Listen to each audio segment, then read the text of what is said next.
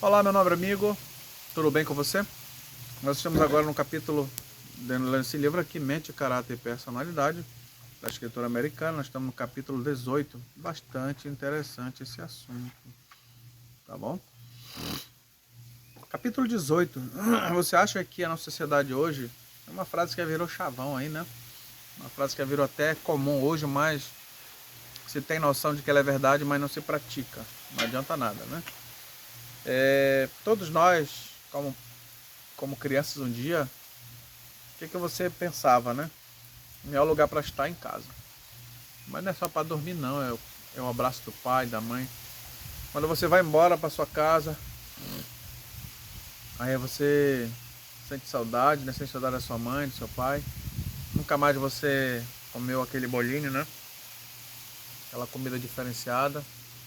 Você come outras comidas maravilhosas, mas uma comida com paladar, né? Temperado pela mãe. Tem memórias, né? Com todo respeito, né? Não tô falando aquele dizer que a sua esposa não cozinha bem. Tô falando no sentido que tem um tempero especial ali que faz, né? Suas memórias olfativas e palativas a lembrar da comida que a sua mãe fazia. Aí você sente vontade de voltar para lá, né? Interessante. Dar uma volta, né? Vamos lá fazer esse resumo maravilhoso aqui. E toda vez que você está sentindo falta, você sente saudade da sua casa, você vai para sua casa. No final do dia, né? Bateu aquela saudade da esposa, de abraçar aquelas crianças maravilhosas, estão todas arrumadas, né? Aquele cheiro de neném. É o lugar, aquela segurança, aquela âncora que nós precisamos para o nosso dia a dia, dessas turbulências, né? Pesa em todo sentimento a contemplar o casamento. Todas as modalidades de caráter naquele com quem deseja unir o destino de sua vida, seja todo passo em direção ao casamento, caracterizado pela modéstia, simplicidade, sincero, agradar, honrar a Deus. Então, se você pensa em casar, então você tem que começar a pensar, colocar nessa balança, né? Eu quero casar, mas preciso isso, preciso mudar aquilo. Eu preciso mudar esse meu hábito, que é ruim, isso vai estragar meu cônjuge. Eu sou preguiçoso, eu não gosto de trabalhar. Na verdade, não deveria nem pensar em casar, né? Eu sou homem, eu não gosto de trabalhar muito. Se eu pudesse trabalhar só meia hora por dia. Se você for homem do mercado financeiro que meia hora ganha tudo isso, tá bom, né? Mas se você não trabalha, não tem capacidade nenhuma física, é doente, como é que você vai casar? Como é que você vai cuidar de crianças, então? Do seu filho. Eu estou falando com você como homem. Uma mulher que não tem coragem de lavar louça, não gosta de fazer nada, não gosta de fazer comida, nem sabe fazer, é ruim isso aí. Então, antes de casar, tem que pesar todas essas informações na balança. A verdadeira união é obra de ano. Então, antes de você unir, você tem que, muito antes, né? Anos. Eu vejo pessoas com 15 anos, 14, 16 anos querendo casar. E a irmã White já diz assim, né? Você quer casar, esse é um pensamento, tem que planejar durante anos da sua vida. Não é, quero casar. Você tem que considerar, né? Você pode passar 6 meses, 7 meses, um ano, planejando em casar com alguém, passar pelo noivado, etc. Tal, mas existe uma mentalidade de muitos anos atrás. Você se preparar, né? Você ser um bom homem, uma boa mulher, e um bom filho, uma boa filha, e agora está pronta para sair, virar uma mulher, e virar um homem casado com uma mulher, né? Mas tem muita gente que não leva em consideração, você pensa que é só se unir, ter relações sexuais e ter filhos e construir uma casa, trazer feijão e arroz para casa. Pensa que é só isso. Então tem que haver um preparo, né? Muito antes disso. E mesmo assim, existem outros problemas que vão aparecer, mas pela sabedoria vão se encaixar e vão ser corrigidos, tá bom? Ela dá algumas orientações aqui interessantes, né? Coisas que a gente já sabe, mas foram escritas em 1905, 1900 e pouco. Bem antigo esses conselhos, tem mais de 100 anos, né?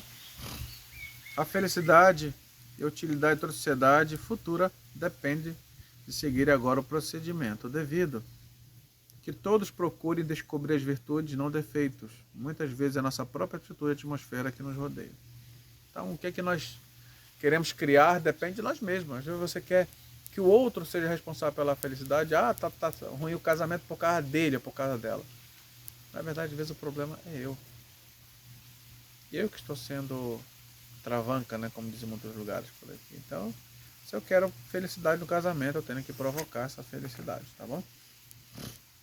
Interessante que a individualidade ela tem que se morrer no casamento. Minhas senhas, meu dinheiro, minha casa devem acabar, né? A gente fala, mas a sensação de comunidade e divisão tem que ser muito contundente, né? Não é só dividir problema, mas dividir tudo. A submissão só completa Jesus. Tem outros contados aqui, eu não vou ler muito, mas eu não gostaria de deixar em branco essa passagem aqui. Por mais que a Bíblia fale que você tem que submeter ao marido, muito antes de você submeter ao marido, você tem que submeter a Jesus. Se você submeter a Jesus completamente, você não vai querer casar com uma pessoa que não ame a Jesus. Logo, você não vai submeter a um homem desse nem para casar. Agora, se você um dia casou com alguém, se uniu uma pessoa que não é da igreja, que não ama Jesus, mas você continua com ela, você gosta dela, uma pessoa que te respeita, de certa forma, não aceitou Jesus na vida, né? Mas o que você vai fazer? Você vai se submeter ao marido, mas no Senhor. Se chegar o momento ele desobedecer a Deus e não quiser, você continua submissa a ele como marido, como uma função de esposa. Mas se o que ele fazer não agradar mais a Deus, você tem que orar, né? Buscar sabedoria para tomar decisões, mas tem que permanecer com o marido até que a morte separe. Não para esperar que a morte separe, né? Exatamente, mas você vai ter que engolir todo esse problema aí, assumir, né? A parte, não só, como diz o pessoal aí, só o pão e a manteiga, tem a parte também do pão sem manteiga, né? Parte ruim do casamento. Então por isso que é bom uma mulher e um homem casar com pessoas que amem ao Senhor, principalmente. Não é, eu estou falando de ser da igreja não, nenhum momento eu falei, tem que ser da mesma igreja. A propósito seria essa ideia, mas que ame principalmente ao Senhor. Nessa ideia que eu gostaria de dar ênfase, tá bom? O amor estimula os propósitos mais nobres, então é importante ser estimulado, né? Ela dá algumas orientações que jamais o casal, a pessoa, né? O homem e a mulher devam abrigar o pensamento de que a união foi um erro casar, fica pensando toda hora nisso aí.